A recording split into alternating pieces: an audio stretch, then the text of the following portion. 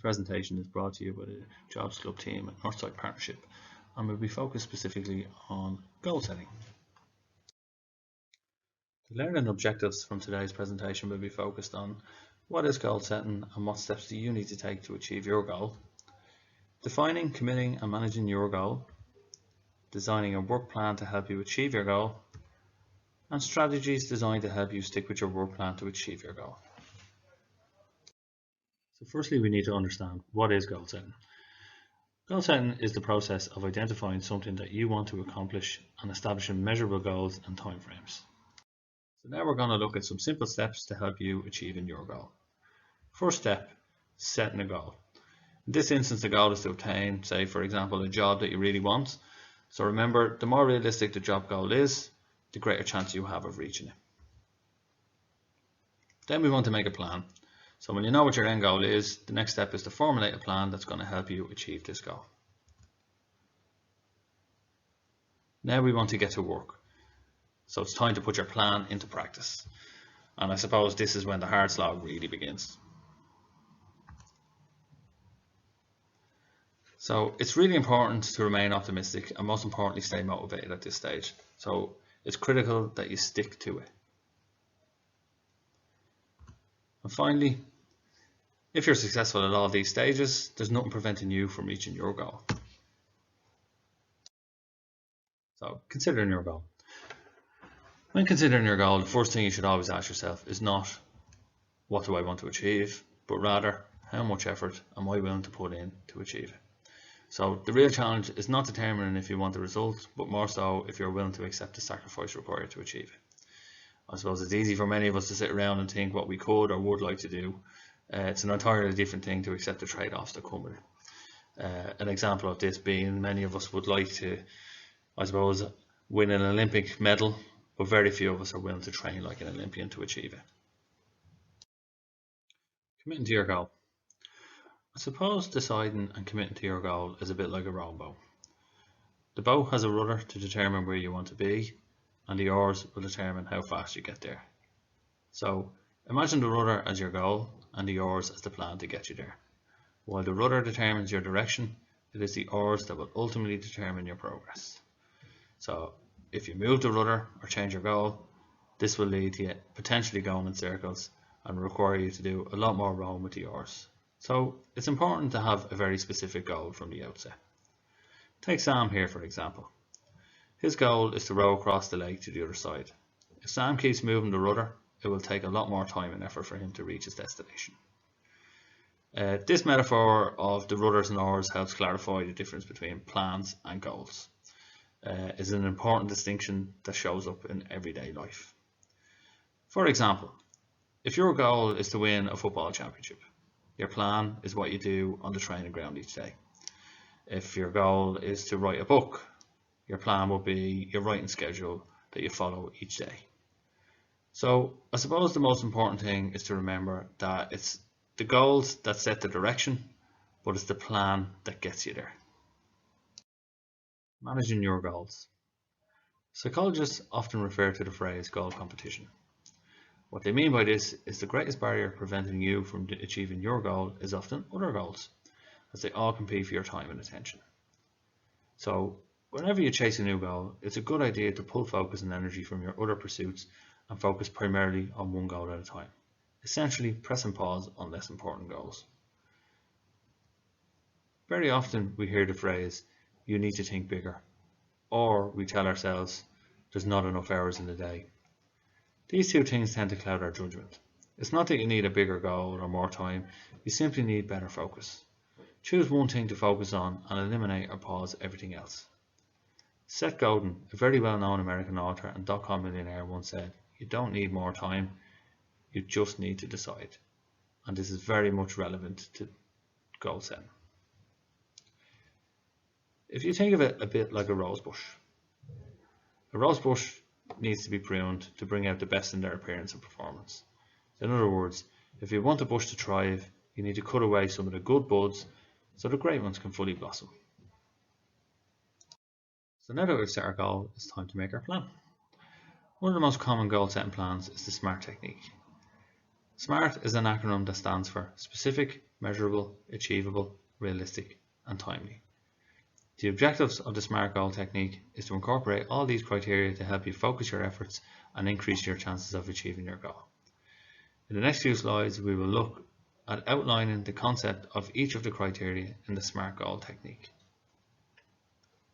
The first criteria in the SMART technique that we're going to focus on is specific. Your goal should be clear and specific. Otherwise, you won't be able to focus your efforts or feel truly motivated to achieve it. Some research has shown that you're 2 to 3 times more likely to stick to your goal if you make a specific plan for when, where, and how you will perform a particular behavior. So how do we do this? One of the more common ways that we can do this is by habit stacking. Simply fill in the following sentence. Before or after a current habit, I will, and then incorporate a new habit. So for example, after I brew my coffee in the morning, I will meditate for 1 minute. Or before I shower in the morning, I will go for a 3-kilometer run. Or after I put the kids to bed, I will spend 1 hour researching job opportunities. It's good to remember the rowing boat. Having a specific goal, your rudder, can make this part, the rowing, far easier, just like it did for Sam crossing the lake. The next criteria in the SMART goal technique is measurable. SMART goals should have criteria for measuring your progress. Otherwise, it will be difficult for you to determine if you're on track to reach your goal. A simple example of a measurable goal could be, I'm going to join a gym and I'm going to lose 4 pounds of body fat 1 month. In many areas of life, there's a magical zone of long-term growth, where you want to push hard enough to make progress, but not so much that it's unsustainable. This is where setting yourself an upper limit can be a useful tool. Upper limits are designed to make it easier for us to sustain our progress and continue showing up.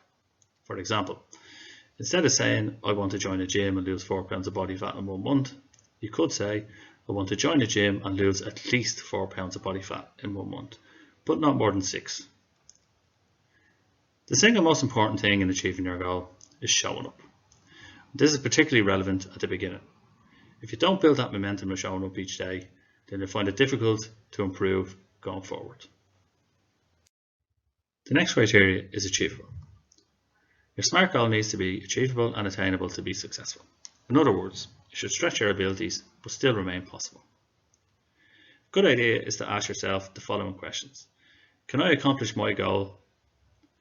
And do I have the resources and capabilities required to achieve this goal? And if not, what am I missing? So it's a good idea to identify the gaps you have and explore what options you have available to you to fill in these gaps. For example, if you need to have the ability to use Microsoft Word or Excel, you could find online courses or free video tutorials on YouTube and learn how to use them in a very short period of time. However, if you want to become an architect and you need a third level qualification, you need to ask yourself if this is achievable for you to do. The next criteria is realistic. The SMART goal needs to be realistic and that the goal can be achieved given the available time and resources. So it's very important that you believe that it can be accomplished. And at this point, you should be asking yourself the following questions. Is the goal realistic and within reach? Is the goal reachable given the time and resources? And are you able to commit to achieving the goal? The final criteria in the SMART goal technique is timely. A SMART goal should be time bound to very specific start and end dates. If you don't set yourself a specific timeline, you can potentially lose any sense of urgency and motivation you have in achieving your goal. So set yourself a very specific deadline on when you want to achieve your goal by. Take our previous example of joining the gym and losing 4 pounds of body fat in 1 month. Your timeline could be something like this. On June 1st, 2020, I will join my local gym and aim to lose no less than 1 pound of body fat a week and no more than 2 pounds. By July 1st, I will have realised my goal of losing at least 4 pounds of body fat over the course of the month. Here's an example of how to use the SMART technique. Specific. My goal is to get a job as an accountant in the North County Dublin area because it's an occupation I really enjoy and it would reduce my commute time to work, allowing me more time with my family. Measurable. I will send out 5 targeted CVs and cover letters per week and reach out to 5 industry contacts on LinkedIn each week. Achievable. I have all the necessary qualifications, skills and expertise to get a job as an accountant, and I will start submitting applications on June 1st. Realistic. I want to find an accounting position that offers normal 9 to 5 hours, as I want to spend more time with my young children. Timely.